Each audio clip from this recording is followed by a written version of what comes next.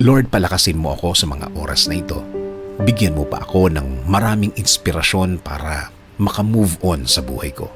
Ako ngayon, Lord, ay nakalubog sa isang problema na hindi ko lubos maisip kung bakit dumating sa aking buhay ito. Nalilito at parang nawawala na ako.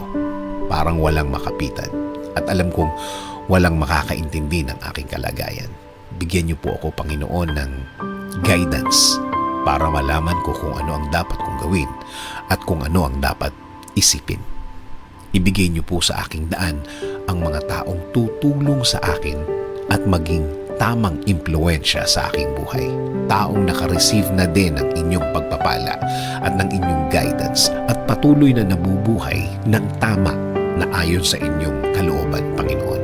Huwag niyo pong hayaan din na grabing maapektuhan ang aking pamilya. Spare them from hurt. Patuloy niyo po silang protektahan. Patuloy niyo po silang i-lead sa tama at patuloy niyo silang alagaan, Lord. Alam ko, Lord, na nakikita niyo ang aking kalagayan. Nakikita niyo po kung paano ako nahihirapan. Huwag niyo po sanang hayaan na magtuloy-tuloy ang aking nararanasan, Panginoon. Kaya, Panginoon, patuloy niyong lagyan ng liwanag ang aking puso't isipan. Alam kong tutulungan mo ako ulit. Alam kong gagaan ang lahat ulit. Alam kong hindi na magtatagal. Darating na ang tulong niyo sa akin.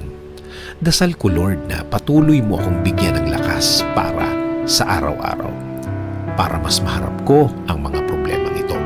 Bigyan mo ko ng talino para mas alam ko kung ano ang gagawin sa problemang ito. Patuloy akong maniniwala at kakapit pa din sa inyong presensya, Panginoon. Kakapit sa pangako po ninyo na lagi kayong andyan para sa akin at sa aking pamilya. Magfo-focus ako sa inyong pagmamahal sa akin dahil alam ko na kapakanan ko pa rin ang mangingibabaw sa bawat mahirap na sitwasyon sa aking buhay. Maraming salamat sa inyong kabaitan. Maraming salamat sa inyong biyaya. Maraming salamat sa ibibigay mong lakas at talino sa akin, Lord. Alam ko na lalakas na ako at tatalino sa mga araw at linggo na darating sa aking buhay. Itinataas ko din po ang aking bayan, Panginoon. Bigyan niyo po ng guidance at inspirasyon ang Pilipinas at mga Pilipino ngayon dito po sa aming bayan at mga Pilipino sa ibang bansa. In Jesus'